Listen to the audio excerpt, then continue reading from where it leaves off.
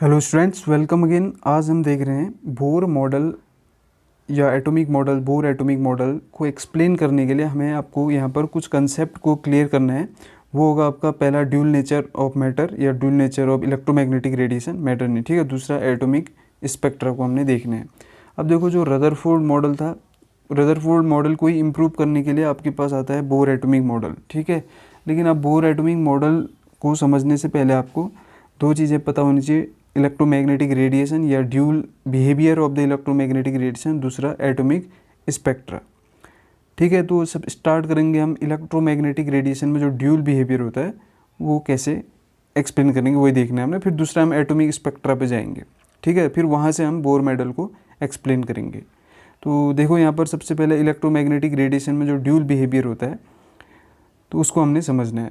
तो देखो, स्टार्टिंग में जब न्यूटन थे, न्यूटन ने लाइट में जो पार्टिकल नेचर होता है उसके बारे में बताया था, ठीक है। जैसे उन्होंने कॉर्पस्कल ऑफ लाइट बोला था। पार्टिकल नेचर से कुछ एक्सपेरिमेंटल फैक्ट्स को आप एक्सप्लेन कर सकते हैं, जैसे रिफ्लेक्शन है, ठीक है। रिफ्लेक्शन है पार्टिकल नेचर की वजह से। इसी तरह रिफ्रैक्शन है, ठीक है। रिफ्रैक्शन को भी आप पार्टिकल नेचर से एक्सप्लेन कर सकते हैं। लेकिन कुछ ऐसी प्रोसेसेस हैं जो कि पार्टिकल नेचर से एक्सप्लेन किया नहीं जा सकता है। एक फिनोमिना होता है डिफ्रैक्शन, ठीक है। डिफ्रैक्ट होती है जब लाइट, डिफ्रैक्शन। और दूसरा होता है इंटरफेरेंस, ठीक है। Interference of light and diffraction of light. तो ये पार्टिकल नेचर से ये दोनों फिनोमिना को एक्सप्लेन नहीं किया जा सकता है, ठीक है। अब ये बताएंगे रिफ्लेक्शन डिफ्रैक्शन, तो आप जानते हैं। डिफ्रैक्शन इंटरफेरेंस भी आपने फिजिक्स में पढ़ा होगा, फिर भी मैं आपको एक बार डिटेल में बताऊँगा इसको। तो एक चीज़ याद रखना कि जब भी आप बोर एटॉमिक मॉडल पढ़ेंगे तो इससे पहले आपको इलेक्ट्रोमैग्नेटिक रेडिएशन की प्रॉपर्टीज़ पढ़नी पड़ेंगी। जो वेव नेचर होता है किसी भी लाइट में, वो हमने देखना है, ठीक है। तो इतना याद रखना।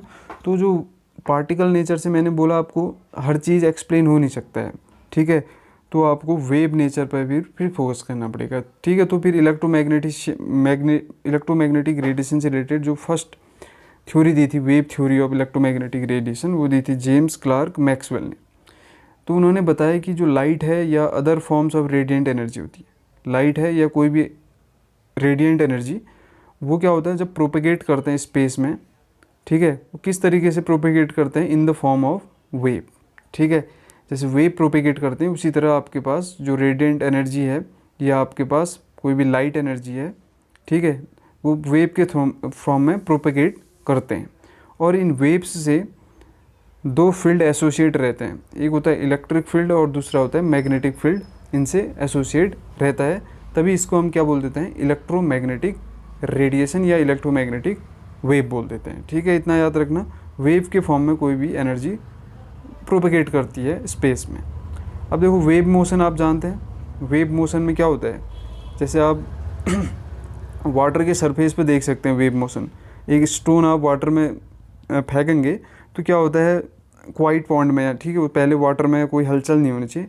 तो उससे क्या होता है, एक वहाँ से सेंटर ऑफ डिस्टर्बेंस क्रिएट होता है और वहाँ से एक up and down propagation movement start होता है, ठीक है। Up and down propagation movement start होता है, तो आप करके देख सकते हैं।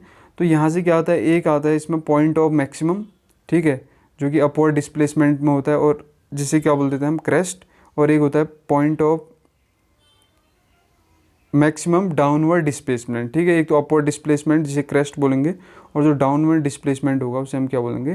ट्रफ बोल देंगे, ठीक है। तो यहाँ पर से आप देख सकते हैं, ये है क्रेस्ट और ट्रफ, आपने पहले भी देखा हो। ये मैक्सिमम डिस्प्लेसमेंट, अपवर्ड डिस्प्लेसमेंट, और maximum downward displacement is called trough, upward displacement is called crest बोल देंगे, ठीक है। तो इस तरीके से आपकी लाइट वेव्स या कोई भी रेडिएंट एनर्जी है वो इस फॉर्म में प्रोपेगेट करेगी स्पेस पे, ठीक है। तो इस तरीके से आप समझ सकते हैं।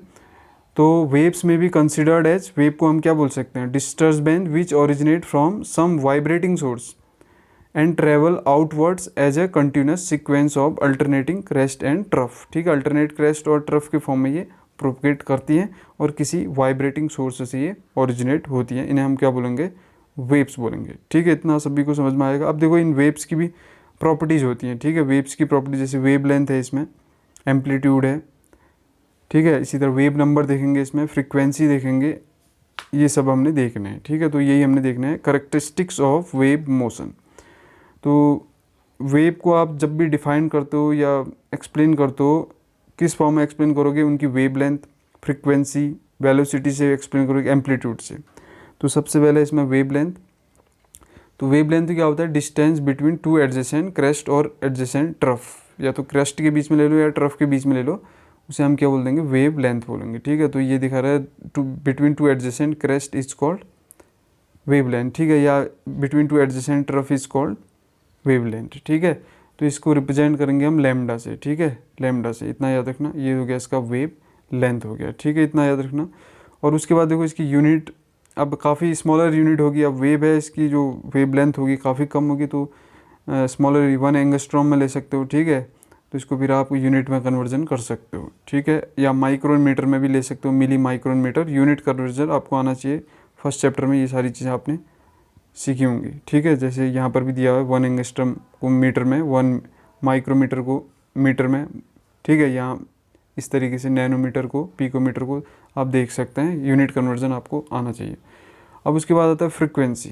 फ्रीक्वेंसी क्या होता है, number of waves which pass through a given point. एक पॉइंट से कितनी वेव्स पास हो रही हैं इन 1 सेकेंड। ठीक है, 1 सेकेंड में कितनी वेव पास हो सकती है किसी पॉइंट से। ठीक है, ये पॉइंट है यहाँ पर कोई, तो यहाँ से वेव कितनी पास हो सकती है उसे हम बोलेंगे 1 सेकेंड में वेव, सॉरी फ्रीक्वेंसी बोल देंगे। ठीक है, इसको न्यू से रिप्रेजेंट करते हैं। ठीक है, न्यू बोलते हैं इसे, NU न्यू।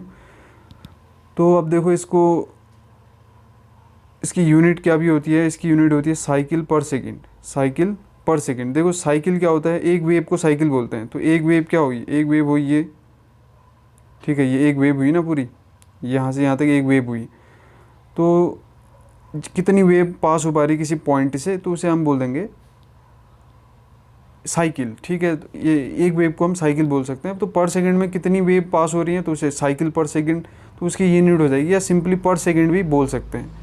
ठीक है, फ्रीक्वेंसी की यूनिट पर सेकंड भी बोल सकते हो, या CPS साइकिल पर सेकंड भी बोल सकते हो। और SI यूनिट जो होती है इसकी, SI यूनिट होती है हर्ट्ज होती है। ठीक है, हर्ट्ज जो होती है HERTZ। ठीक है, HERTZ।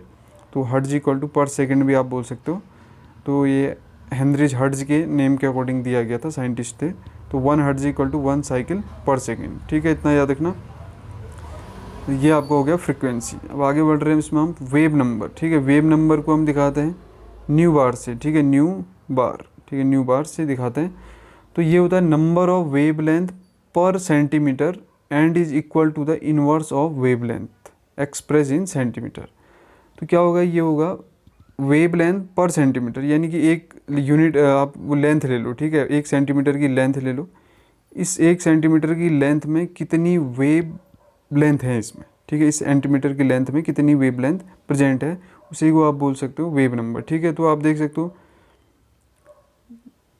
वेव लेंथ जितनी कम होंगी तो उतनी ज़्यादा क्या हो जाएगी, इस पर सेंटीमीटर में वेव लेंथ हो जाएंगी। ठीक है, देखो वेव लेंथ काफ़ी कम है, तो इसलिए यहाँ पर आप बोल सकते हो वेव नंबर काफ़ी ज़्यादा होंगे। ठीक है, क्योंकि 1 सेंटीमीटर में मैंने वेव लेंथ, कम वेव लेंथ की वेव ली हुई है, तो इसलिए काफ़ी ज़्यादा इसमें वेव लेंथ होंगी। ठीक है, तो वेव लेंथ ज़्यादा होगी तो अब हम बोल सकते हैं इसका वेव नंबर भी ज़्यादा होगा। ठीक है, लेकिन वेव लेंथ अगर ज़्यादा होगी तो इन्वर्स रिलेशन ही होगा। ठीक है, वेव लेंथ अगर आप ज़्यादा देखेंगे, ठीक है, वेव लेंथ अगर इसमें ज़्यादा हुई तो आप देखेंगे वेव नंबर कम हो जाएगा। क्योंकि अगर 1 सेंटीमीटर लेंथ में हम देख रहे हैं, अगर वेव लेंथ काफ़ी ज़्यादा है, ठीक है, वेव लेंथ काफ़ी ज़्यादा है, तो आप देखेंगे काफ़ी इस सेंटीमीटर में एक ही वेव आई। ठीक है, 1 सेंटीमीटर के लेंथ में, तो ये इन्वर्स रिलेशनशिप होता है वेव नंबर और वेव लेंथ में। ठीक है, तो न्यू बार इक्वल टू 1/λ। ठीक है, तो इतना याद रखना। और SI यूनिट की बात करेंगे तो पर मीटर। ठीक है, लेंथ जो है ये लैम्डा क्या है, लेंथ ही है, तो अगर आप लेंथ की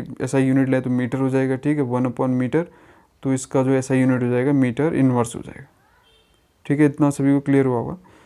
अब हम देख रहे थे लास्ट में इसमें रिलेशनशिप भी आ जाता है, वेव लेंथ, वेव नंबर और फ्रीक्वेंसी और वेलोसिटी में क्या रिलेशन होता है, इतना आप याद रखेंगे। ठीक है, तो यहाँ से आप निकाल सकते हैं C इक्वल टू होता है, या ऐसे भी निकाल सकते हैं, फ्रीक्वेंसी इक्वल टू होता है न्यू इक्वल टू होता है आपके पास C/λ।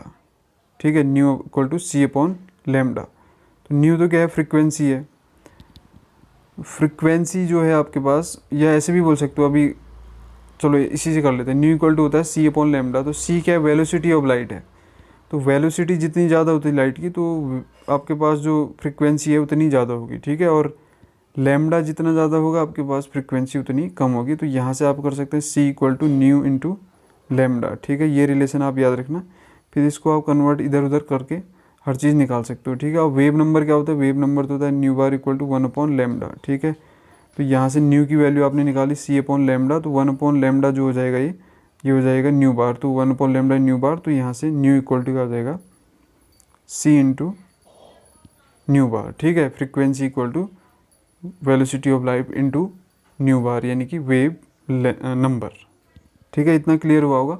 अब उसके बाद इसकी इलेक्ट्रोमैग्नेटिक का हम करेक्टरिस्टिक्स देखेंगे। ये तो हम डिफाइन करते हैं वेव मोशन को। अब हम देखेंगे इलेक्ट्रोमैग्नेटिक रेडिएशन में और कौन कौन सी करेक्टरिस्टिक्स होते हैं वो हमने देखना है। फिर हम उस पर आएंगे। ब्लैक बॉडी रेडिएशन हमने देखना है, और उसके अलावा इलेक्ट्रोमैग्नेटिक स्पेक्ट्रम देखने हैं, ठीक है। और उसके अलावा हमने इसमें फोटो इलेक्ट्रिक इफेक्ट देखना है, ठीक है। प्लांक क्वांटम थ्योरी उसके बाद हम आएंगे। तो इतना फिलहाल आपको क्लियर हुआ होगा, ठीक है। अगर ये चीज़ें आपको क्लियर होगी तो तब हम आगे बढ़ेंगे, ठीक है। तो मिलते हैं अगली वीडियो में। Thank you for watching, till then God bless you all.